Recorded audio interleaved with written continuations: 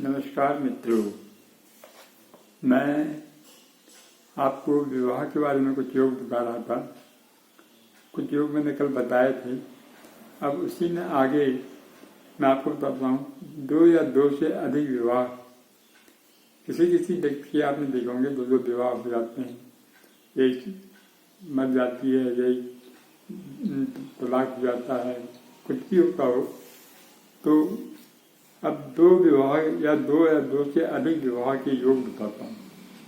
अगर लग्नेश और द्वितीय सप्तम में और सप्तमेश द्वितीय भाव में हो तो 2 शादियाँ होती हैं। अष्टमेश लग्न में हो और लग्नेश लग्न में या सप्तम भाव में हो तो 2 शादियाँ होती हैं। सप्तमेश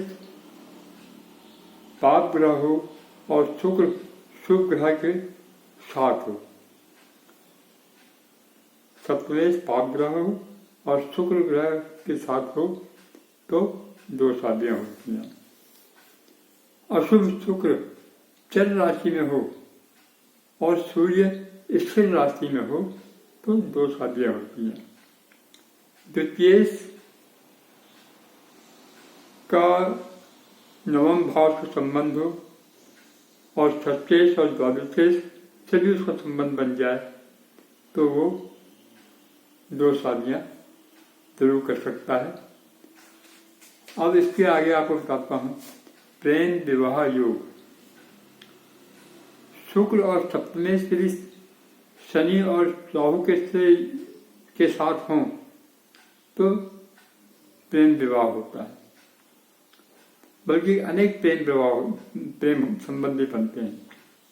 पंचमेश और सप्तमेश इन दोनों के मध्य अगर संबंध बने तो प्रेम विवाह होता है। पंचमेश की उच्च राशि में राहु या केतु हों तो प्रेम विवाह होता है।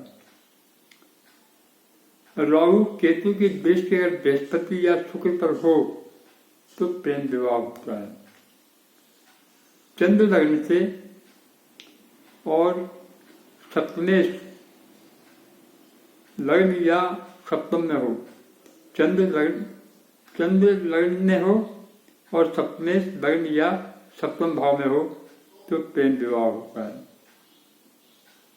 शुक्र लग्न में सप्तमेश के साथ हो तो प्रेम विवाह होता है। शुक्र जन्म लग्न या चंद्र लग्न से 5वें भाव में हो तो प्रेम होने के संबंध होते हैं। यदि प्रेम विवाह योग हो और नवम भाव सप्तमेश या गुरु इनके साथ हो और तो अंतर्जातीय विवाह होते हैं। अंतर्जातीय प्रेम होता है, अंतर्जातीय विवाह हो जाते हैं। यदि प्रेम विवाह योग हो और केतु पंचम या सप्तम भाव में हो और उसका पंचम संबंध प्रेम विवाह योग से हो रहा हो तो जातक गुप्त विवाह करता है। वो पहले विवाह कर लेता है, बाद में घर में बताता है। तो ये थे प्रेम विवाह के कुछ योग।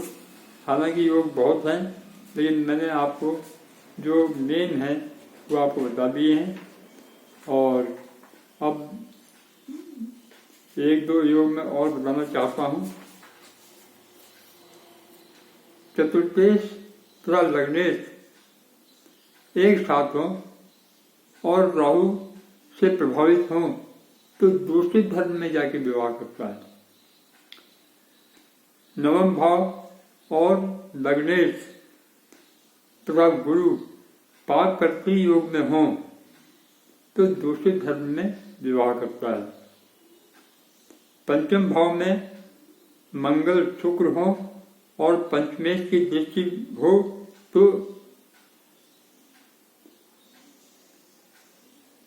दूसरे भाव में, मतलब ऐसे विवाह प्रेम संबंध बनते हैं जो अमर्यादित होता है।